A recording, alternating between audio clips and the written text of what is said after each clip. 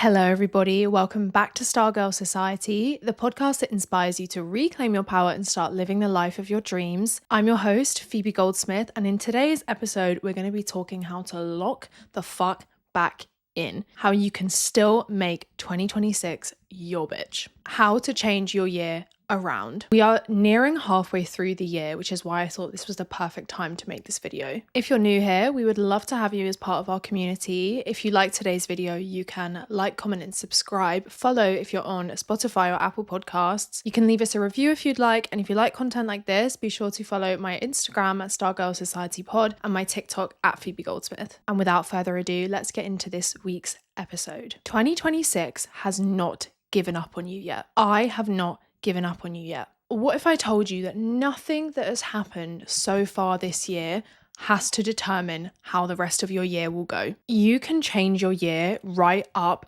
to the 31st of December, 2026. We are way too used to measuring our success in the form of days and months and years that a lot of us might already feel like we failed this year and there's no turning back and that it's too late. You can and will succeed this year, and we're going to be talking about how. You absolutely have to ditch the mindset that your life can't change for the better at any moment, that if things start a certain way, that means they have to end in a particular way, because that is absolutely not the case. Step one for us is going to be to factory reset our lives. If you've clicked on this video, it's likely because you might be feeling overwhelmed, burnt out, exhausted, and uninspired by whatever has happened in the year so far. We cannot just launch straight into the idea of we can do better, I will have success, I can turn this around, if you have no energy to do so. What you need to do right now is go into your calendar and block off at least 2 days in June that you're going to use as a reset, a mid-year reset. Go and do it right now, because this is the most important step. Okay, how are we going to spend this time that we've allocated for our mid-year reset? The first thing you're going to do is unplug digitally. I don't know about you guys, but when I'm burnt out, when I'm exhausted, when I'm stressed, it is really hard to think clearly when we are so wrapped up in a digital world. And if you're feeling burnt out and you haven't yet had even like a day away from social media this year, that might be contributing towards it. So take it from me, take a few days off of your phone, and it's completely up to you how you spend this time based off of your lifestyle and your needs. So if you want to take yourself away because you fucking deserve it. You've done an incredible job this year. You deserve to go away.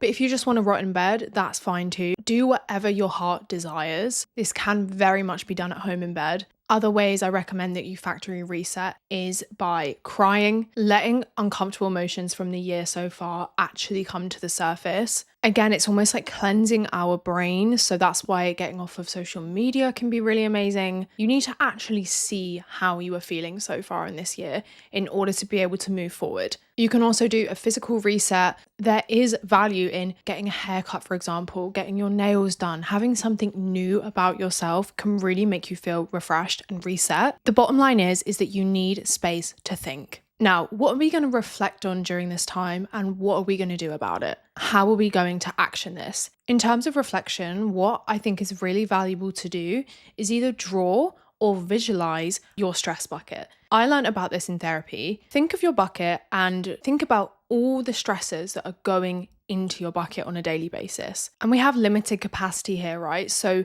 then we need to start thinking about what can we do to poke holes in this stress bucket? What can we do to release stress? The reason I love this analogy is because it's not about taking away stressors. Some stressors are not going to be able to be alleviated from you right now. This analogy allows you to see that it's your reaction to what is adding into your stress bucket that will help you become less burnt out. And if there is nothing you are currently doing to poke holes in that stress bucket, then you can see, okay, I've got all this stress coming in. What am I actually doing to alleviate that? There are some things which you will be able to recognize, okay, I can poke a literal hole by saying, I'm going to quit the job that's stressing me out, or I'm going to cut this person off, or I'm going to try and change a habit that's directly stressing me out. But it also allows you to see how certain stresses that are coming in can't be helped right now, but what can be helped is hobbies that you are going to do. It's mindfulness, it's spending time with people that you love, and that is going to poke holes in your bucket, and that is going to alleviate stress as well. So shout out to my therapist for that one. Remember as well that when you're thinking about this, don't go 0 to 100 necessarily. It can be as simple as realizing you need to leave someone or something, but it's okay if the first hole in your stress bucket is taking one step towards a better choice for yourself or putting yourself first. If you already feel like you're failing this year, then the last thing you need is to put this huge expectation on yourself to like magically change your life. I think we can gently and slowly make decisions for ourselves that will make us feel successful, even if they're tiny steps. That gives you more momentum than trying to achieve something massive and failing at it and feeling like this year is even more of a failure than it was before. On that note, I just want to speak about the fact that pressure bursts pipes. The pressure you are putting on yourself, the hatred you have towards yourself for not achieving as much as you want to, is hindering your success. I cannot tell you the amount of times in my life, including now, it's still something that I'm working on, that the actual pressure I put on myself to achieve is burning me out. Deriving worth from success hinders your success. And again, linking back to our stress bucket, or if you think about a pressure cooker, you have to think of ways that you can alleviate the pressure, let things out before it all explodes, before the stress bucket overflows. Some people watching this might really feel like they are a failure so far this year because they put an immense amount of pressure on themselves to always be at the top of their game. And if that stress is coming in, you have to focus equal energy on figuring out how that stress is also going to come out. Because if you don't alleviate it yourself, that pressure, that is when the burnout comes. If you have struggled so far this year with actually achieving any of your goals, I would highly recommend that you stop focusing so much on quantifiable success and start focusing on energy and intentions. Focusing on your energy, your intentions for you as a person, you will start to see how much more success that brings you than just focusing on a quantifiable goal and not actually understanding how to get there, because the energy and intention is how you get there. Everything else is simply a byproduct of that. So for example, some of my goals for this year were to speak my truth, to stop over explaining. And since I have done that and focused on that energy within myself,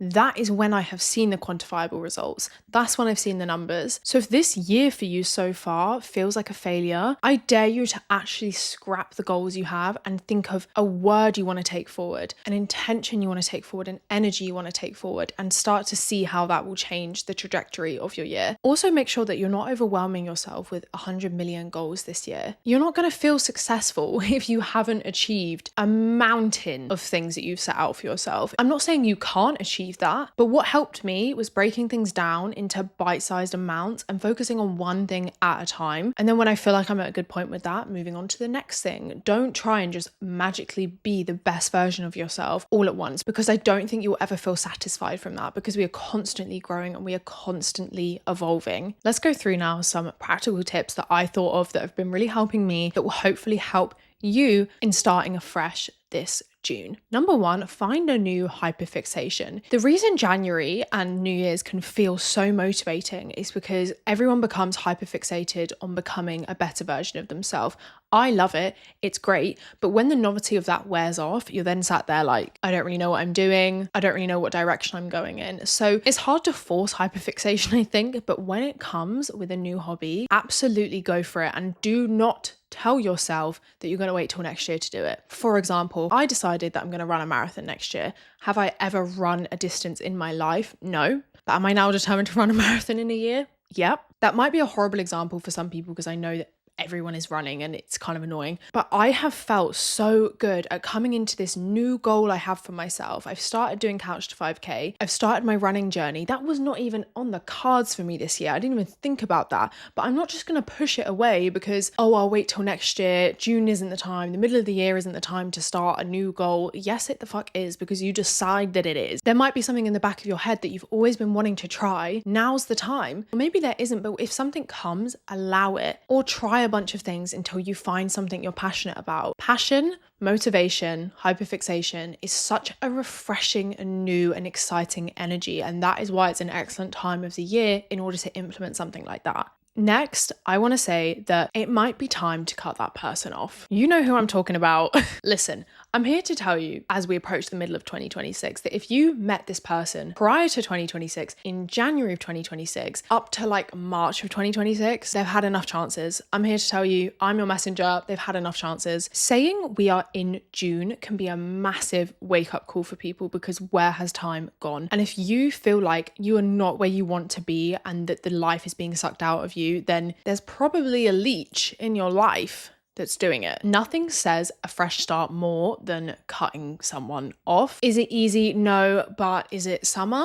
Yes. My last episode was how to have a Stargirl summer. If you want to find out why now is the perfect time to do that. But just remember that this is your year. This is your time, and it might be time to reclaim it. Equally, once we have rested our mind and we've identified what might not really be working for us, you can just decide that you are so back. You can come back to yourself. You can be back any time of the year. Don't wait till January for the next rebrand. Don't wait for your winter arc. You can decide at any time that you are back. Affirm it over and over and over again until it starts sinking into your subconscious. Whether you're coming back and better than ever, or you're coming back to yourself, back to kindness, back to feeling your emotions, it can mean whatever you want it to mean. But there is so much power in just simply deciding you're not going to wait for the next socially constructed time to be back in your life and to have new goals. The time can be now, and do not underestimate that. And don't underestimate your power to be able to do that.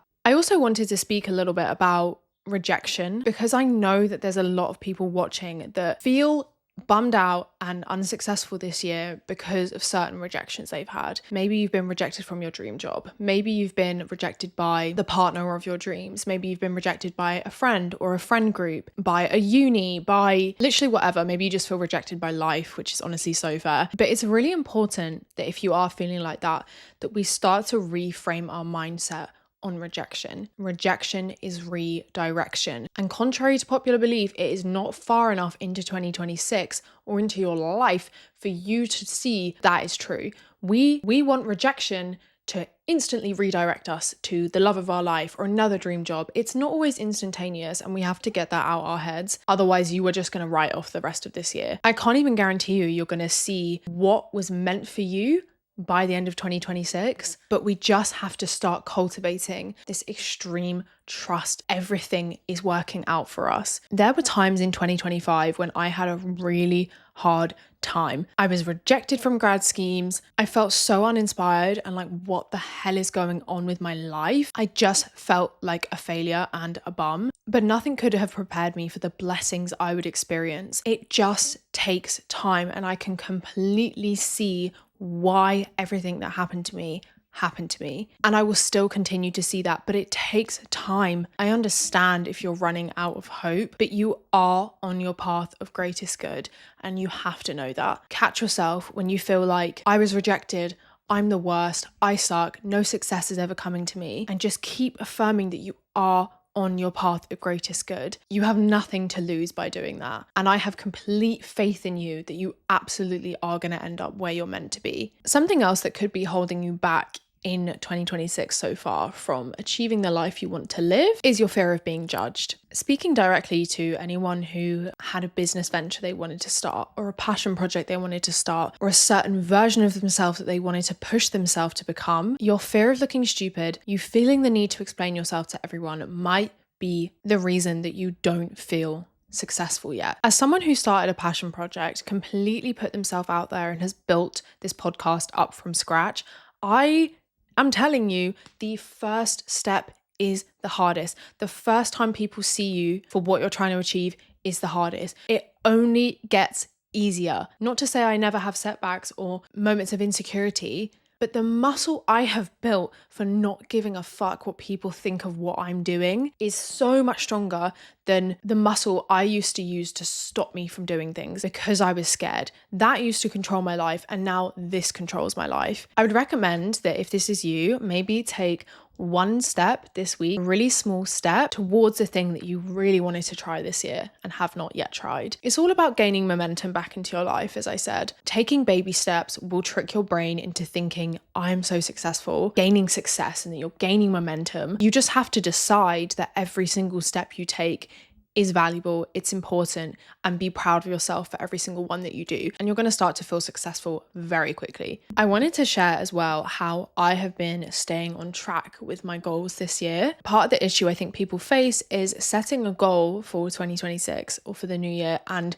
actually kind of forgetting about it or not living in alignment with those goals. I do sort of a weekly and a monthly check-in. So for my monthly check-in, I will look at kind of my goals for the year and like how I feel like I've achieved that. I'll point out to myself, force myself to see areas where I have grown. What this does is it allows you to not be blind to how your year is going. If you are checking in with yourself 12 times a year, how your goals are going, it's kind of impossible to forget about them. And it's not about testing yourself and making sure, oh, I did this, or feeling bad about yourself if you didn't. It's the perfect opportunity to look at your goals and say, okay, this isn't really working for me. I don't really align with that goal anymore. Let's change it. Or, oh, I've really kind of forgot that goal existed. How can I implement that into the future? It's not about self-hatred and it's not a test. It just allows you to be intentional. So when I'm doing this monthly, I can then look at like my weeks that are upcoming and, okay, this is my goal, or I have a new goal. How can I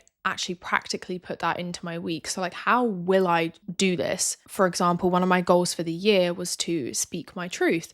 So I was focusing on that and only that for the first few months of the year. So week by week, I might be able to actually look at a specific event in my calendar or a specific interaction I know I'm going to have where it's going to be hard for me to speak my truth about how I truly feel. And my goal for that week might be really give it a go to actually speak your truth in that moment. So that's how I am intentional about this. And if I fail, okay, cool, try again. Like it's okay. I'm learning so much about myself and my limits because I'm focusing on growing as a person and pushing myself outside my comfort zone. And part of that is failing. It's seeing boundaries I won't cross with myself. It's seeing the comfort zone. Sometimes you run out of the comfort zone. Sometimes you run straight back in and take 5 steps backwards, and that is okay. But having this reflection is so helpful to me. Last exercise we're going to talk about is writing down or thinking of things you are proud of from this year. You are enough and you are not your success. You are not your quantifiable success. You are not your societally constructed success. Just being you is enough. If you feel like you've achieved nothing this year, write down right now, I'm proud of myself for getting this far. What have I achieved this year? I got through it. I'm still here. When you get to the end of 2026, whether you achieved the absolute most or nothing, in your mind, you are equally worthy. And if there's anything you take from this episode, it's to carry that energy of unconditional love towards yourself, because that is essential for you to fall back on when the shit hits the fan, when you don't feel like you're achieving. I'm super proud of myself this year. I have achieved a lot in terms of, measurable results from things and certain jobs that I got and decisions that I've made. But it's actually bittersweet because I hate the fact that there is part of me that feels like this girl is more worthy than the girl last year who was trying her absolute best but just couldn't see how it was going to work out yet.